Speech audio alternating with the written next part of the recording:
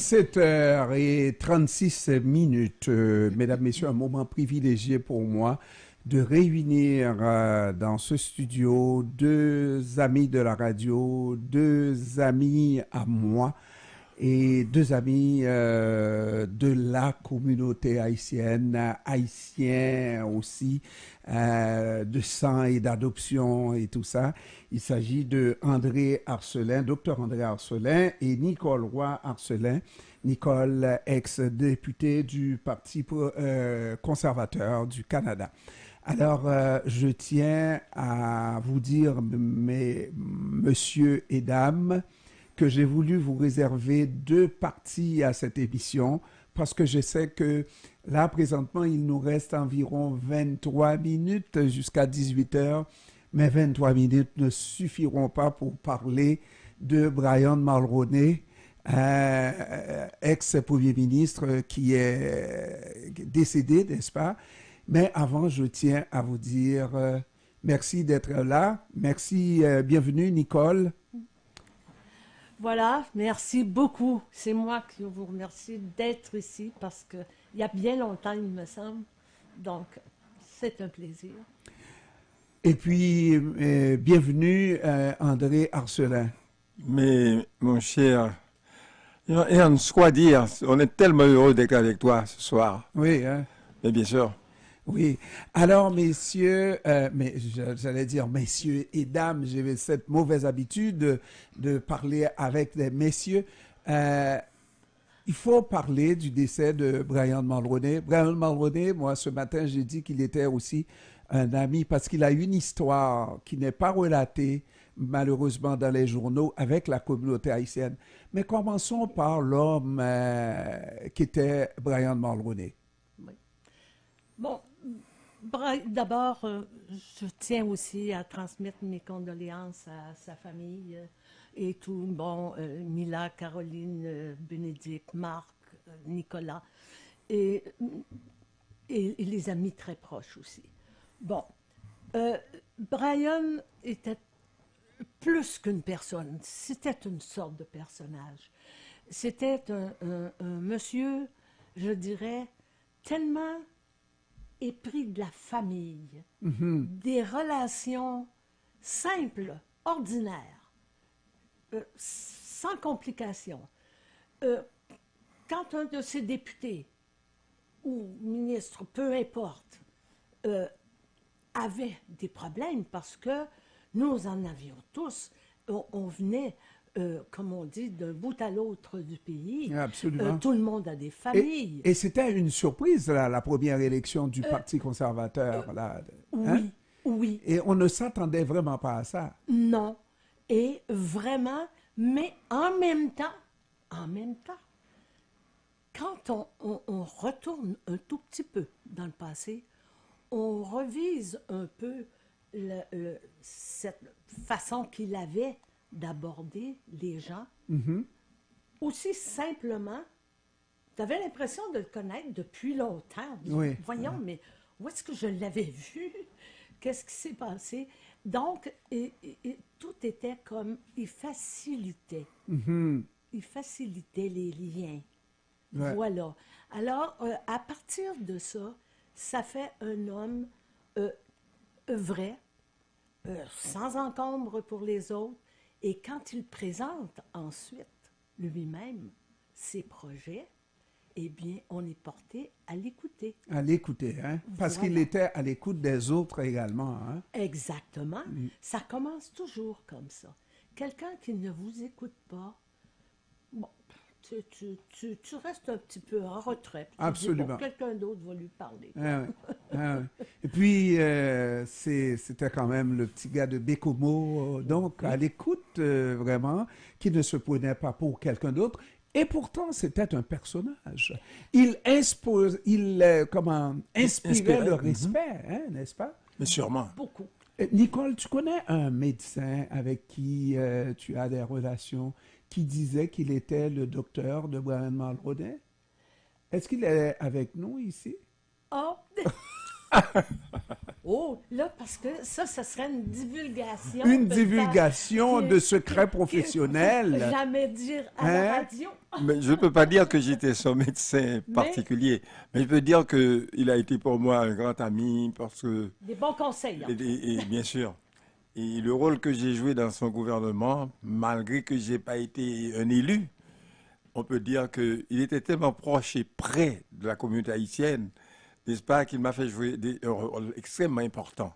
Je vais t'en parler un peu plus tard, tu verras, parce que il Oui, y a mais, beaucoup mais d'Haïtiens qui ne le savent pas. qui ne savent pas. Mais est-ce que c'est Nicole qui te l'a présenté? C'est à cause de l'arrivée de Nicole dans la députation du Parti conservateur que tu as fait la connaissance de Brian ou tu le connaissais avant? C'est-à-dire, on le connaissait avant, parce qu'on était l'ami d'un ami de Brian. Le couple Nicole C'est et ça. Asselin était là. OK, Oui, oui. déjà. Oui. Donc, et c'est Même comme avant ça que... avant d'être Premier ministre. Oui. Parce que c'était des amis, et puis, à un moment donné, bon, ils étaient avec Brian, et puis tout ça, puis on dit, garde Nicole, on te connaît. Tu dois te présenter. Brian, il va être content. Il va être de t'avoir. content. Il va être content de t'avoir. Et puis, mais là, j'ai dit, écoute-moi donc, mais à cette époque, moi, je n'avais pas d'expérience.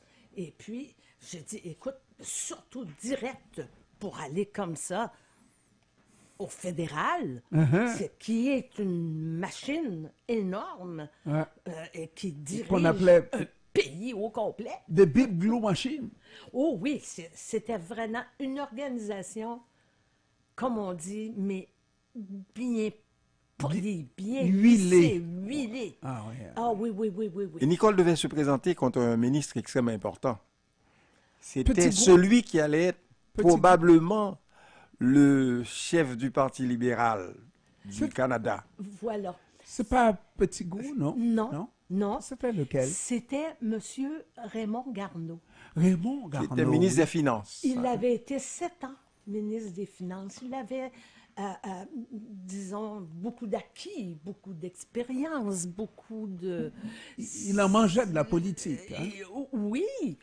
Et quand Brian il dit, écoute, c'est ton adversaire parce j'avais au départ un autre adversaire, mais qui s'était désisté. Et c'est là que M. Garneau est arrivé dans le Un paysage. paysage.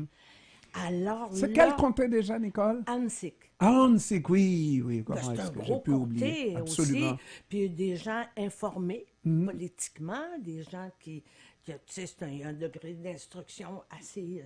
donc, et là, j'ai dit, je ne vais pas m'adresser à n'importe qui, là. Il faut vraiment que je sorte mon arsenal Ouais. et que je me mette à la tâche. Et là, lorsque on te pressentit pour faire de la politique, Nicole, Oui. ça faisait un certain nombre d'années que tu n'étais pas active à travailler tous les jours, sinon qu'avec André, Bon, c'est ça? avec André. Et puis, mais, avant, j'étais infirmière. Infirmière, J'étais oui. en neurochirurgie, neurologie. J'étais à l'hôpital Notre-Dame. Et puis, j'étais comme... Donc, experte dans le milieu. c'était te sortir de ton cocon, là. Si Et on- c'était me sortir de ce milieu pour entrer dans un milieu inconnu, en Et fait. personne ne s'attendait à ce qu'il gagne cette élection-là. Ouais, Parce que non, non, en face de mais- Raymond Garneau, monsieur très connu, ex-ministre des Finances. Donc, Nicole me disait toujours pendant l'élection, tu vas voir, après 15 000 portes, n'est-ce pas? Il dit, tu vas voir. Lui, Je vais l'avoir. bien sûr, je vais l'avoir. Et il l'a eu. Ça a été extraordinaire. Non, Parce mais... que excuse-moi, Jean, je voulais pas, moi, venir là en perdante. Mais Non. j'ai dit, comment tu veux aller dépenser autant d'énergie pour t'avouer perdante? Qu'est-ce que ça veut dire? Non. J'accepte d'être candidate. Je vais aller chercher toute l'information nécessaire.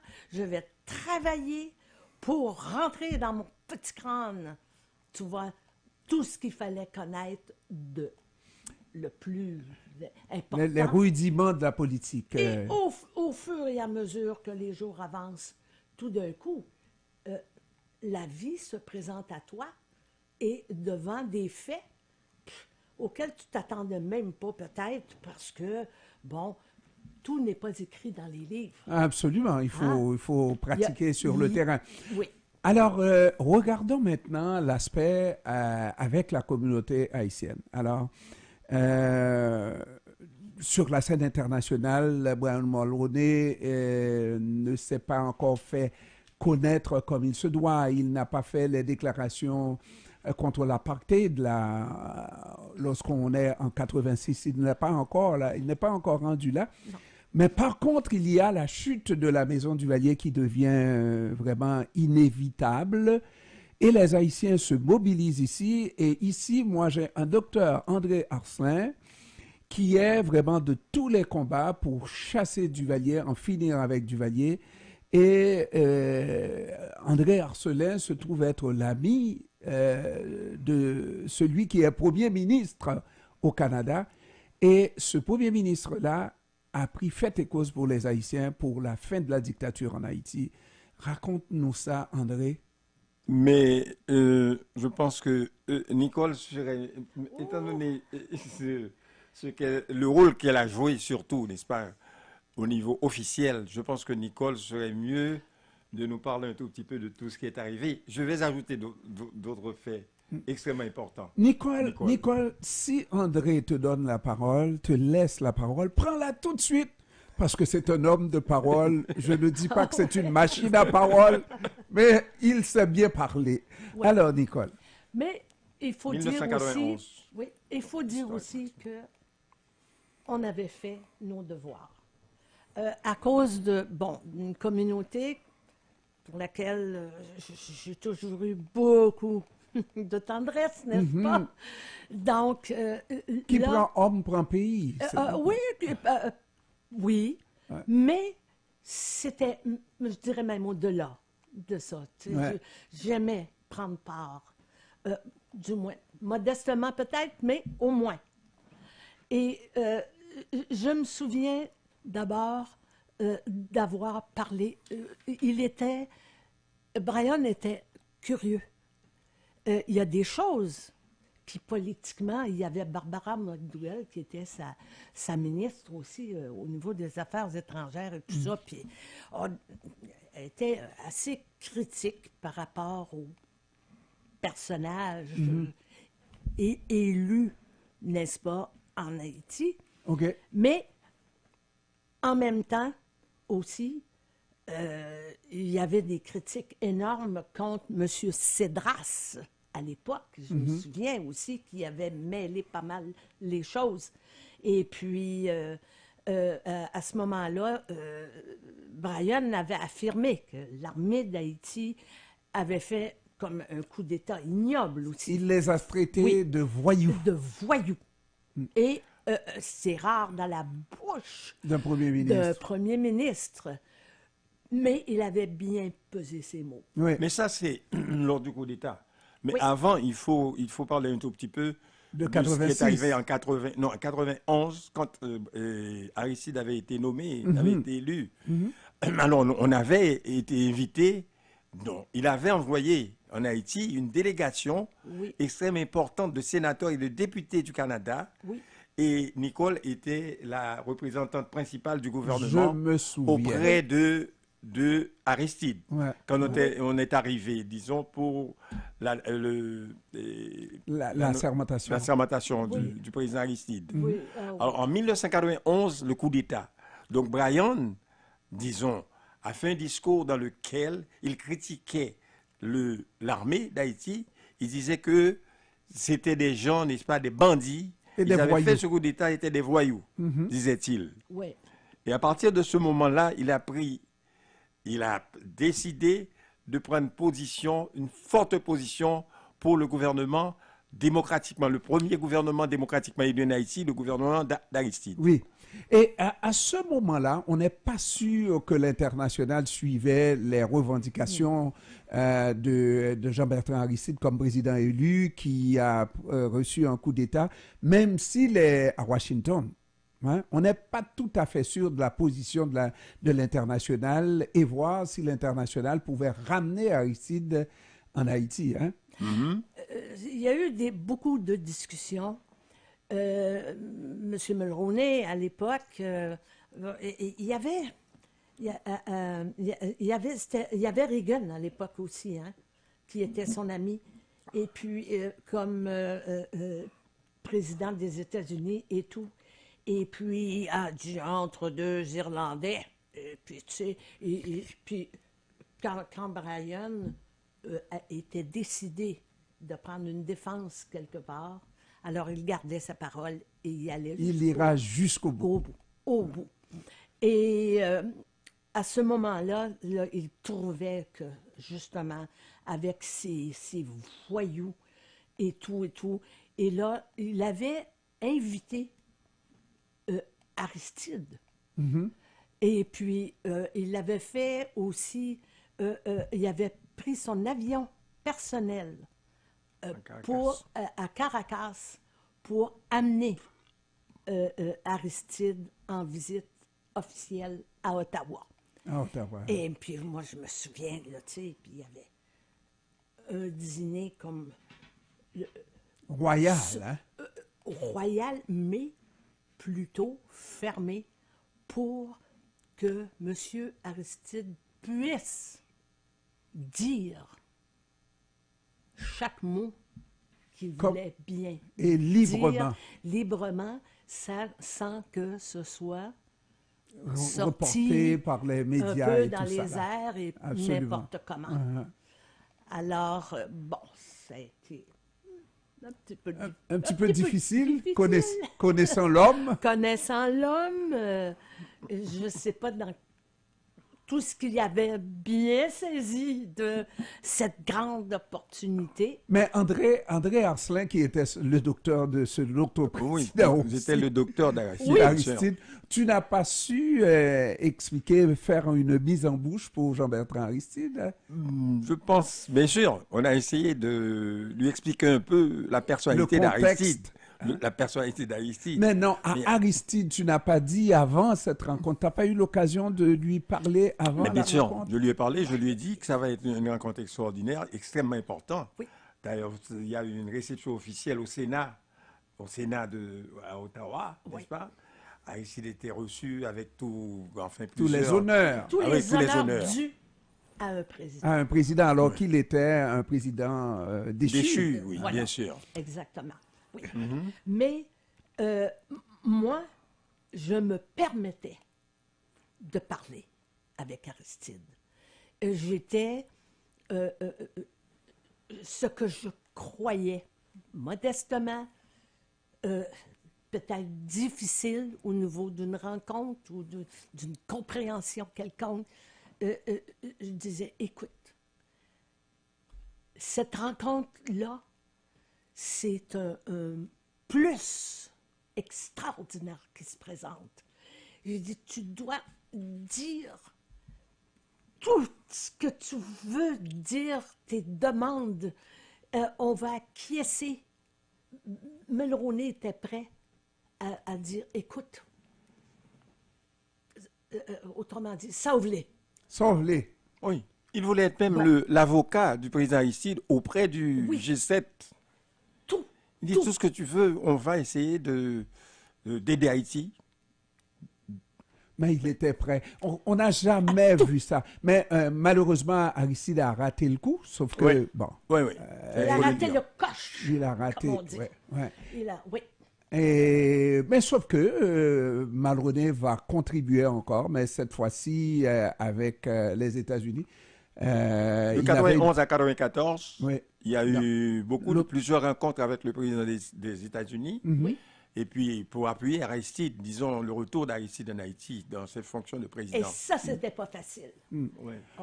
Alors, donc, les Haïtiens ne peuvent ne pas se souvenir de Brian Mulroney parce que même moi, alors que Jean-Pierre Aristide allait parce que la décision a été prise et le Canada a été annoncé. Quand surtout ce discours-là a été fait pour traiter les militaires de voyous, Et le peuple haïtien ici à Montréal était en liesse et on a fait des manifestations avec, pour la première fois, des Haïtiens n'étaient pas des libéraux, mais des conservateurs, Oui. Oui, en disant Parti conservateur, on se souviendra. oui, oui. C'était un slogan Oui.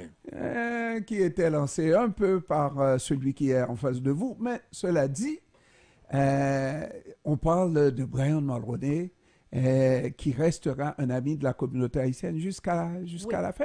Parce que- Jusqu'à la Je peux même dire, mais encore plus, de la communauté noire en général. ouais, Parce que tout ce qu'il a fait pour l'un des hommes les plus importants du XXe siècle, n'est-ce pas, Mandela, l'Afrique quand du Sud. l'Afrique du Sud, disons, il a fait une lutte, n'est-ce pas, surtout à Madame Thatcher, vous vous Voilà. souvenez, qui était la première ministre de la Grande-Bretagne, de Grande-Bretagne, et qui, La dame au bras qui de appuyait- fer. au bras de fer.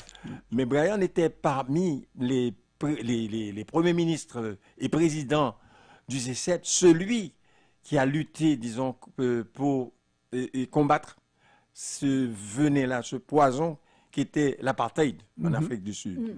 Et c'est comme ça qu'il a invité notre ami.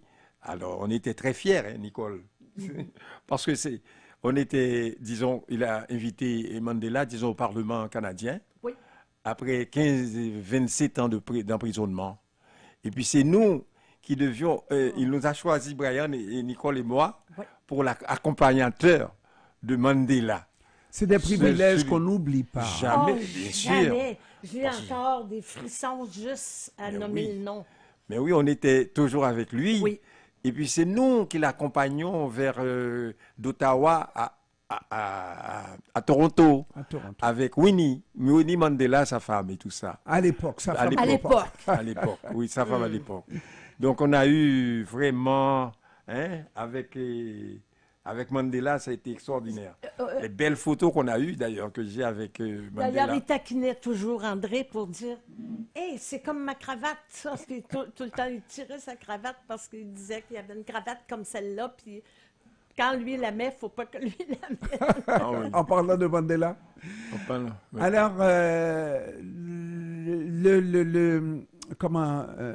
le bagage qu'a laissé Brian Mulroney, je pense que c'est le bagage d'un grand chef d'État, n'est-ce Oui, pas? et le rôle Qui- politique qu'il m'a fait jouer est extraordinaire, disons.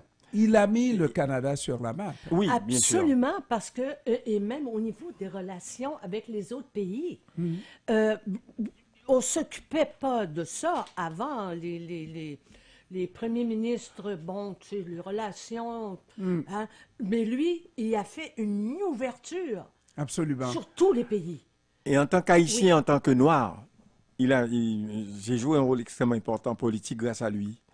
Il m'avait nommé vice-président national du Conseil canadien du multiculturalisme pendant 10 ans. Et puis, bon, j'ai d'autres choses extraordinaires qu'on peut en parler. Parce que, en 2 occasions, Mulroney m'a envoyé son discours parce qu'il ne pouvait pas aller à une réunion, disons, de la communauté juive. Alors, c'est moi qui l'ai représenté. Il m'a envoyé son discours, j'ai parlé de la Shoah, de l'extermination des Juifs. Ah oui. Et puis, bien sûr, il y avait beaucoup de Juifs qui étaient là. Et puis, j'ai profité de l'occasion pour parler de notre président Lescaut, qui avait offert aux Juifs, disons, la nationalité de tous les Juifs persécutés dans le monde. On leur avait offert, disons, la nationalité haïtienne.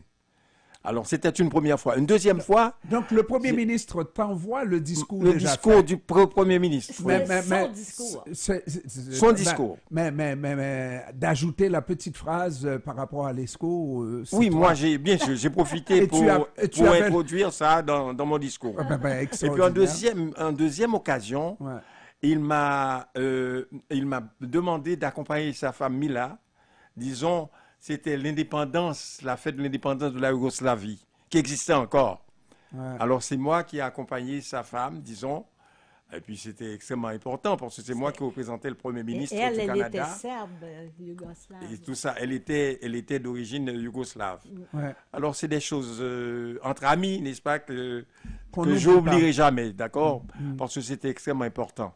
N'est-ce pas? Nicole, on termine. Je t'ai vu arriver avec quelques difficultés cet après-midi. Et là, je te vois rayonnante. Tu es belle.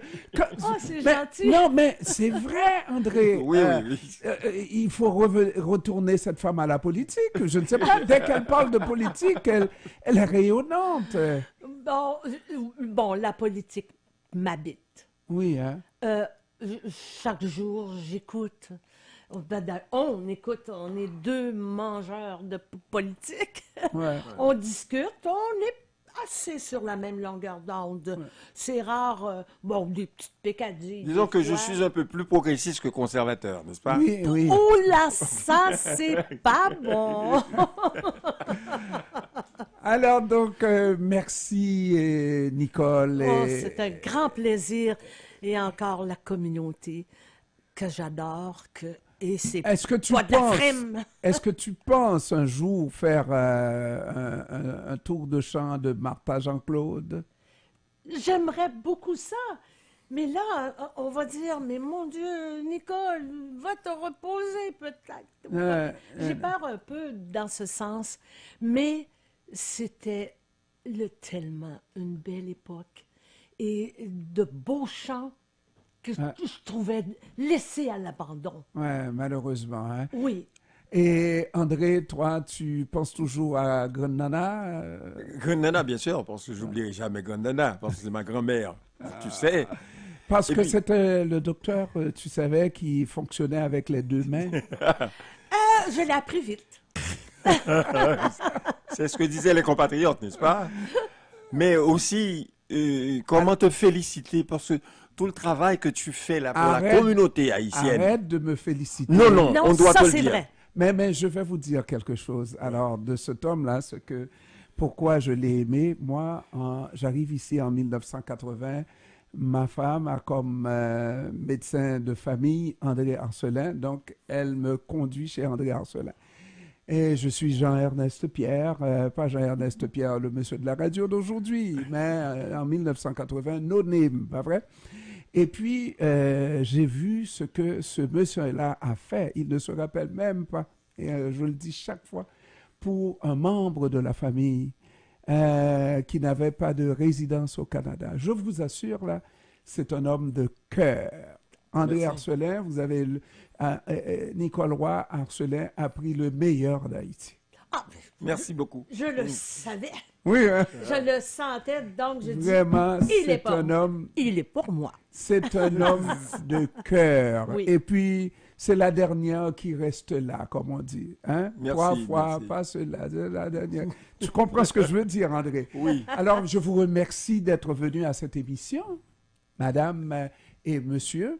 On va souhaiter encore toutes nos condoléances à la famille des Mulroney, n'est-ce pas? Oui. Mais on se souviendra de lui comme étant un grand premier ministre. Il a été un grand premier ministre du Canada. Et on va être aux obsèques. Jusqu'à présent, je crois Vraiment. que c'est le plus grand. Ouais. Et oui, il y a eu des imitateurs, mais à réussir cette voix d'homme avec une vigueur, il n'y a pas beaucoup à l'avoir réussi. Non. Mais avec telle carrure. Merci beaucoup d'être venu. Merci.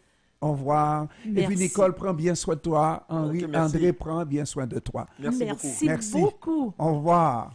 Bonjour tout le monde. Bonjour et merci à tous ceux qui ont participé à cette émission. Merci à ceux qui nous ont aidés à vous la présenter, cette émission. Merci. On se retrouve demain matin pour Grâce matinée. Merci. Au revoir. À la prochaine. On va vous laisser avec Cabaret des idées, avec Isbaël et toute la belle équipe.